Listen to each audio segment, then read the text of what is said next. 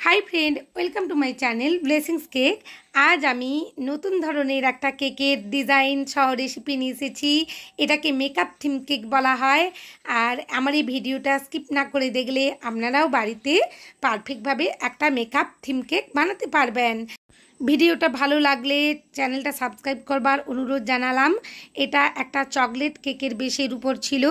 আমি এখানে প্রথমেই যে চকলেট কেক বানানোর সময় যে কাজটা করতে হবে, ময়দার সাথে কোকো পাউডারটা ভালোভাবে মিশিয়ে নিতে হবে। এই কাজটা প্রথমেই করে নিলে কাজ করতে সুবিধে হবে। এখানে দুটো ডিম নিয়ে নিয়েছি। সমস্ত কিছু জিনিসই আমি রুম টেম্পারেচারে নিয়েছি। অতিরিক্ত ঠান্ডা অথবা গরম নিলে কখনোই কেক স্পঞ্জ ভালো হবে না। ধীরে ধীরে অল্প অল্প করে আমি এখানে চিনিটা দিয়ে দিচ্ছি। একসাথে সমস্ত চিনি দেব না, অল্প অল্প করে দিতে থাকবো। আর বন্ধুরা, কাল আমি একটা এগলেস স্পঞ্জ কেকের সম্পূর্ণ রেসিপি নিয়ে আসবো। তার সাথে ডেকোরেশনও করে দেখাবো গ্লেজ দিয়ে, নিউট্রাল জেল দিয়ে। প্লিজ দেখবেন আর লাইভে যোগ হবেন আর আমাকে সাপোর্ট করবেন। আর আপনাদের যা যা কোয়ারি আছে সেখানে আপনারা করতে পারেন। আমি যা জানি আপনাদেরকে বলবো বা নিজেদের মধ্যে আলোচনা করব বন্ধুরা। আর দেখুন, আমি 2:30 মিনিটে লাইভে আসব। প্লিজ সবাই যোগ হবেন। আর এখানে আমি কথা বলতে বলতে ডিমের যে ফোমটা রেডি করে ফেলেছি আর কোকো পাউডার একটা স্ট্রেনারের মধ্যে নিয়ে নিয়েছি। অল্প অল্প করে 3টে ধাপে চেলে নিলাম। খুবই ধরে ধরে এই কাজটা করতে হবে, তাড়াহুড়ো করলে কোকো পাউডার আছে, ফোমটা বসে যাওয়ার সম্ভাবনা থাকবে। এখানে ভিডিও একটু ফাস্ট দেখানো আছে, কিন্তু আমি খুবই ধীরে ধীরে মাখিয়েছি। আগে থেকে একটা 6 ইঞ্চির মোল্ড আমি রেডি করে রেখেছিলাম বাটার পেপার দিয়ে। এটা 1 পাউন্ডের কেকের অর্ডার ছিল আর 6 ইঞ্চির মোল্ডে বেক করেছি। সমস্ত ব্যাটারটা আমি ঢেলে দিলাম। কেকটা বেক করে এনে আমি লেয়ার কাট করেছি, সেটা ভিডিওটা বন্ধ ছিল, দেখাতে পারছিলাম না বন্ধুরা, তার জন্য সরি। তো আমি এখানে আইসিং থেকে আপনাদের দেখিয়ে দিচ্ছি। চকলেট কেকগুলো যেভাবে আমি প্রত্যেকটা চকলেট কেক আইসিং করে থাকি সেভাবেই করে নেব। প্রথমে গানাশ দিয়ে দিলাম। গানাশটা অবশ্যই আমুলের যে ফ্রেশ ক্রিম পাওয়া যায় সেটা দিয়ে যদি করার সুযোগ থাকে অবশ্যই করবেন, তাতে টেস্ট দ্বিগুণ হয়ে যায়। হুইপ ক্রিম দিয়েও করা যায়, কিন্তু যে আমুলের ফ্রেশ ক্রিমটা পাওয়া যায় ওটা দিয়ে যদি গানাশ রেডি করেন 1:1 রেশিওতে, খুব সুন্দরভাবে গানাশের টেস্ট হয়। আর চকলেট কেকগুলো যদি আগে থেকে অর্ডার আসে বা থাকে তো আগের দিন থেকেই গানাশটা রেডি করে রেখে দিলেই ভালো, সেট হলে খুব ভালো।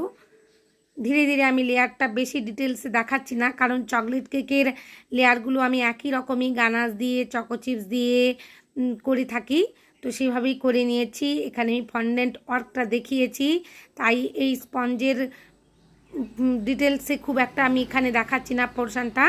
ধীরে ধীরে দেখুন, আমি ক্রাম কোটিং করার পর বোর্ডটা অবশ্যই পরিষ্কার করে মুছে নিয়ে 15 মিনিট সেট করতে রেখে দিয়েছিলাম ফ্রিজের মধ্যে। আমাকে যে স্যার এই কেকটার অর্ডার করেছিলেন উনি বলেছিলেন যে বেবি পিঙ্ক কালারের বেসটা তৈরি করতে আর বেশিরভাগই কেকের মধ্যে একটু পিঙ্কের আভা রাখতে, কারণ এটা ছিল একটা 7 বছরের ছোট্ট বাচ্চা মেয়ের জন্মদিনের কেক। তো আমি বললাম মেকআপ থিম কেক, উনি বললেন যে ও ছোট্ট বাচ্চা মেয়েটি খুবই মেকআপের জিনিস ভালোবাসে, তাই উনি এটাই করতে বললেন ওনার মেয়ে। তো আমি সেভাবেই করে দিয়েছি, ওনাদের খুবই পছন্দ হয়েছিল। কেকটা আমি সেট করতে ফ্রিজের মধ্যে রেখে দেব। ফন্ডেন্ট ওয়ার্কটা আপনাদের দেখিয়ে দিচ্ছি। এখানে একটু ব্ল্যাক কালারের ফন্ডেন্ট নিয়ে নিয়েছি আর গরমের জন্য এখানে কর্নফ্লাওয়ার ব্যবহার করছি। আর ফন্ডেন্টের ব্যবহার করার আগে অবশ্যই একটু টাইলস পাউডার ব্যবহার করবেন ফন্ডেন্টের সাথে, তাহলে ফন্ডেন্টটা খুব তাড়াতাড়ি সেট হয়ে যাবে আর কাজ করতেও সুবিধে হবে। এখানে একটু ব্ল্যাক কালারের ফন্ডেন্ট দিয়ে আমি আই শ্যাডোর যে থাকে সেটাই বানিয়ে নেওয়ার চেষ্টা করছি। আই শ্যাডোর যে বক্সটা থাকে, মেকআপ আমি খুব একটা করি না, তাই মেকআপের জিনিসগুলো খুব একটা নাম আমি মানে প্রপারলি ব্যবহার বা নাম ঠিক মতন জানিও না, কারণ মেকআপটা আমার ঠিক পছন্দের, আমি করি না, পারি না করতে। আর কেবলমাত্র লিপস্টিকটাই একটু আমার পছন্দের জিনিস, আর তেমন কিছু নয়। আপনাদের বন্ধুরা কার কার কোন জিনিসটা পছন্দ মেকআপের। এখানে দেখুন আমি আইশ্যাডোর বক্সটা করে নিয়েছি। এরপর আইশ্যাডো বক্সের উপরে একটা ছোট্ট মতন এফেক্ট ছিল ব্ল্যাক কালারের ফন্ডেন্ট দিয়ে, সেটাই করে নিচ্ছি। উনি আমাকে 3-4টে ছবি পাঠিয়েছিলেন, তো সেখান থেকেই আমি একটা সিলেক্ট করে করেছি। এখানে একটা নোজেল দিয়ে আমি দাগ দিয়ে দিচ্ছি আইশ্যাডোর যে কালারগুলো বসাবো, আর বক্সের যে আরেকটা অংশ সেটা স্কিওয়ার দিয়ে এখানে সেট করে নিলাম যাতে কেকের উপর ভালোভাবে সেট করা যায়।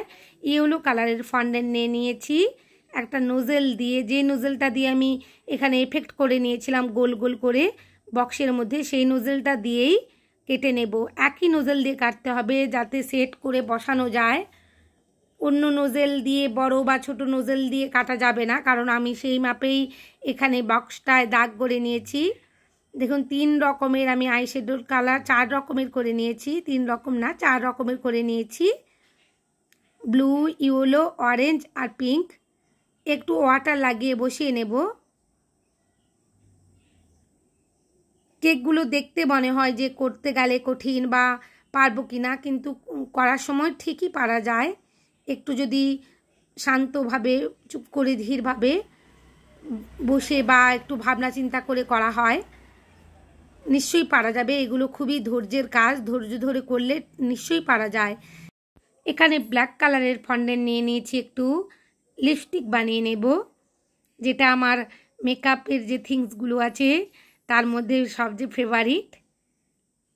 ভালোভাবে একটু সাইজ করে করে নিচ্ছি দেখুন। আর এখানে পিঙ্ক কালারের লিপস্টিকটা করে নেব, হাত দিয়ে একটু ভালোভাবে রোল করে নিচ্ছি। আর একটা এক্সোটোনাইট দিয়ে লিপস্টিকের যে একটা অংশ সরু মতন থাকে সেটাই করে নেওয়ার চেষ্টা করছি।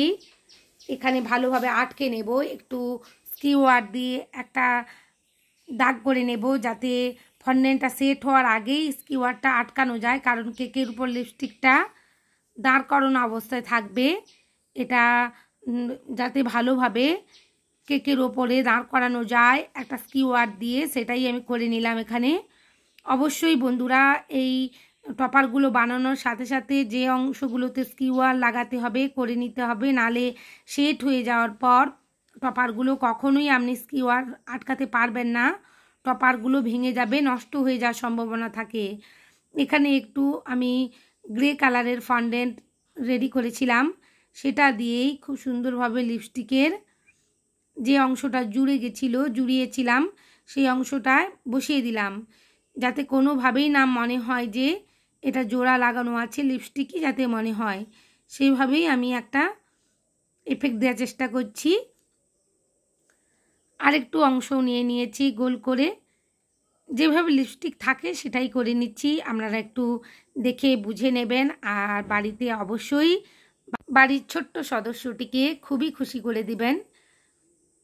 আর এখন তো ছোট বাচ্চা মেয়েরা এই ধরনের মেকআপের জিনিসগুলো খেলার সময় খুবই আনন্দ করে ব্যবহার করে বা খুবই পছন্দ করে নিতে, তাই এই ধরনের কেক যদি তাকে উপহার দেওয়া যায় সে তো আরও খুশি হয়ে যাবে। এখানে নেল পলিশটা করে নিচ্ছি আমি, একটু রেড কালারের ফন্ডেন্ট নিয়ে নিয়েছি। নেল পালিশের যে বোতলটা হয়ে থাকে সেই রকমভাবেই করে নিচ্ছি। নেল পালিশের বোতল একটু উপরের দিকে একটু সরু মতন থাকে আর নিচের দিকটা একটু মোটা মতন থাকে, সেইভাবেই করে নিয়েছি। আর ঢাকনা করে নিলাম, উপরের ঢাকনাটা আমি ব্ল্যাক কালারের উপর রেখেছি। আপনারা যে কোনো কালারের উপর করতে পারেন, তবে ব্ল্যাক কালার দিয়ে করলে খুব ভালো লাগে দেখতে। আর গরমের মধ্যে এই ফন্ডেন্টের ব্ল্যাক কালার আর রেড কালার নিয়ে কাজ করা খুবই কঠিন, কারণ ভীষণ হাতের মধ্যে আটকে যায়। ধীরে ধীরে দেখুন আমি স্কিওয়ার দিয়ে আটকে আগে সিকিউর করে নিব, কারণ নেল পালিশটাও কেকের উপর দাঁড় করানো অবস্থাতেই ছিল। যে সমস্ত টপারগুলো ফন্ডেন্টের কেকের উপর দাঁড় করানো থাকবে সেগুলো অবশ্যই স্কিওয়ার দিয়ে সিকিউর করে নিতে হবে। একটু ভালোভাবে সাইজ করে করে নিচ্ছি। এখানেও আমি একটু গ্রে কালারের ফন্ডেন্ট কেটে নিয়েছি, নেল পালিশের যে অংশটা জুড়ে ছিলাম সেখানটায় দিয়ে দিলাম। বোঝাই যাচ্ছে না যে এটা সত্যিকারের নেল পালিশ নয়। কত সুন্দর লাগছে দেখুন দেখতে। আমি নিজে করার পরই ভাবছিলাম কত সুন্দরভাবে একটা নেল পালিশ রেডি হয়ে গেছে।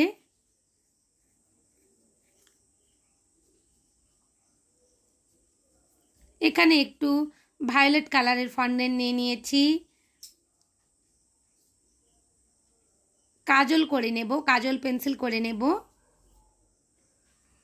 কাজল পেন্সিল করবার জন্য এখানে ভায়োলেট কালারের ফন্ডেন্টটা আমি একটু হাত দিয়ে রোল করে নিয়েছি সরু করে, আর সামনের অংশে মুখের দিকে একটু হোয়াইট কালার দিয়ে দিচ্ছি। যেভাবে কাজল পেন্সিলগুলোর মধ্যে সাদা কালারের থাকে, তারপরে সামনের দিকে একটু কালো রঙের পেন্সিল কাজল থাকে, সেইভাবেই করে নেব। কাজল পেন্সিলটা সব থেকে সুন্দর হয়েছিল আমার মনে হয়। আমার এই কেকের ডিজাইনটা যদি সত্যি বন্ধুরা ভালো লাগে, আমার এই ফন্ডেন্ট ওয়ার্কটা যদি দেখে ভালো লাগে, প্লিজ আমার চ্যানেলটা সাবস্ক্রাইব করবার অনুরোধ জানালাম। আর পাশে থাকা বেল আইকনটি ক্লিক করতে ভুলবেন না, যাতে সমস্ত ভিডিওর নোটিফিকেশান আপনাদের কাছে পৌঁছে যায়। লাইক শেয়ার কমেন্ট অবশ্যই করবেন বন্ধুরা। আপনাদের লাইক শেয়ার কমেন্ট আমাকে কাজ করতে আরও উৎসাহিত করে। এখানে ব্ল্যাক কালারের ফন্ডেন্টটা দিয়ে আমি একটা ব্রাশের মতন করে নিচ্ছি। যে আমরা বিভিন্ন রকমের মেকআপের পাউডারগুলো মাখার জন্য ব্রাশ ব্যবহার করে থাকি, সেইভাবেই একটা ব্রাশ করে নিচ্ছি। সামনের অংশে একটু অরেঞ্জ কালারের ফন্ডেন্ট দিয়ে এফেক্ট করেছি, আর ব্রাশের যে কালারটা হয়ে থাকে। আর এখানে ব্ল্যাক কালারের ফন্ডেন্টটা দিয়ে বডিটা করে নিচ্ছি। আর একটু এফেক্ট দিয়ে দিয়েছিলাম, সেটাও ভিডিওর মধ্যে ধরা পড়লো না, কারণ এত কাজ করতে করতে এদিক সেদিক এই জিনিসটা আনতে হয়, তো ক্যামেরাটা কখন অফ হয়ে যায় বোঝা যায় না। দেখুন এখানে লেখা থাকে মেকআপ বক্সগুলোর উপর MAC, সেটাই লিখে দিচ্ছি। এখানে হোয়াইট জেল কালারটা ইউজ করেছি, একটা তুলির সাহায্যে হোয়াইট জেল কালার দিয়ে আমি লিখে নিচ্ছি। এখানে খুবই ছোট ছোটোভাবে আর শৌখিনভাবে লিখতে হবে। আর ফন্ডেন্টের মধ্যে এই লেখাগুলো লিখতে গেলে ভীষণ চিপচিপ করে, খুবই সাবধানে করতে হবে। ধীরে ধীরে দেখুন আমার সমস্ত মেকআপের জিনিসগুলো রেডি হয়ে গেছে। যে অংশগুলো মনে হচ্ছিল লিখে নেব, একটু লিখে নিলাম। এখানে আমি বো বানিয়ে দেখাবো আপনাদের। আমার যে সমস্ত বন্ধুরা বো বানাতে গিয়ে অসুবিধে পড়েন ফন্ডেন্ট দিয়ে, এই ভিডিওটা দেখলে অবশ্যই পারবেন আশা রাখছি। দেখুন কত সুন্দরভাবে বউয়ের একটা কেটে নিলাম। এর একটু মোটা করে বেলে নিয়েছি, বেশি সরু করে বেললে বোটা ঠিক মতন আসবে না, একটু মোটা করেই বেলতে হবে। এরপর মাঝখান থেকে একটা রিবনের মতন দিয়ে দেব। উনি বারবার বলেছিলেন যে কেকটা যেন একটু পিঙ্কের মধ্যে হয় আর বোটা যেন অবশ্যই বানিয়ে দেই, সেই মতনই আমি বানিয়েছি।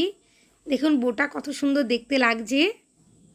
বোটার জন্য তো একটা লাইক অবশ্যই হবে বন্ধুরা। দেখুন সাইডের অংশেও আমি যে বর্ডার দেব সেই জন্য একটু লম্বা করে গোলাপি কালারের ফন্ডেন্ট বেলে নিয়েছি আর সেট করে নেব। সমস্ত টপারগুলো আমার রেডি হয়ে গেছে, আমি এয়ারটাইট বক্সের মধ্যে রেখে দিয়েছিলাম। আর কেকটা ডেলিভারি দিতে যাওয়ার আগে বের করে নিয়েছি ভালোভাবে। ফন্ডেন্টের ডেকোরেশানগুলো কেক ডেলিভারি দেওয়ার আধ ঘন্টা আগে করে নিতে হবে। আমি ওনাকে বলে দিয়েছিলাম, স্যার আপনি যখনই আনতে আসবেন আমাকে আধ ঘন্টা আগে ফোন করে নেবেন, আমি ডেকোরেশনটা করে নেব। কারণ ফন্ডেন্ট ডেকোরেশনের পর কেকটা ফ্রিজের মধ্যে কখনোই রাখা যাবে না, আর রাখলেও আধ ঘন্টার মধ্যে বের করে কেটে নিতে হবে। কারণ এই জলীয় বাষ্পের মধ্যে এলেই ফন্ডেন্টটা গলতে থাকবে আর কেকের মধ্যে সমস্ত মেল্ট হতে থাকবে। ধীরে ধীরে আমি ডেকোরেশনের বোটা বসিয়ে দিলাম। আগে নিচের অংশের বর্ডারটা বসিয়ে দিয়েছি, তারপর বোটা বসিয়ে দিয়েছি। বোর একটা ফিতেও বানিয়ে নিয়েছিলাম রিবনের মতন করে, আর মাঝের অংশে গোল মতন একটু কেটে নিয়েছিলাম ফন্ডেন্ট। এরপর আইশ্যাডোর যে বক্সটা সেটাই বসিয়ে দিচ্ছি। আইশ্যাডোর প্যালেটগুলো খুব সুন্দর দেখতে লাগছে, ব্লু, অরেঞ্জ, ইয়েলো আর পিঙ্ক। এরপর আমি লিপস্টিকটা বসিয়ে দেব। এই টপারগুলো বসাতে গেলেও বারবার ভাবতে হয় কোথায় বসাবো, কিভাবে বসাবো, কারণ ঠিক মতন না বসালে ভালোও লাগবে না দেখতে। আমি ব্রাশটা যে বসিয়ে দিয়েছি আবার তুলে নেব। দেখুন, এটা কখনোই করবেন না। আমার কেকটা ভালোভাবে সেট হয়ে গেছিলো বলে অসুবিধে হচ্ছে না, নাহলে এভাবে তোলাতুলি করলে কেকটার ফিনিশিং নষ্ট হয়ে যাওয়ার সম্ভাবনা থাকে। আমি অনেক কিছুই টিপস এখানে শেয়ার করার চেষ্টা করলাম। সবাই খুব ভালো থাকবেন, ভালো লাগলে অবশ্যই সাবস্ক্রাইব করবেন। অনেক ধন্যবাদ।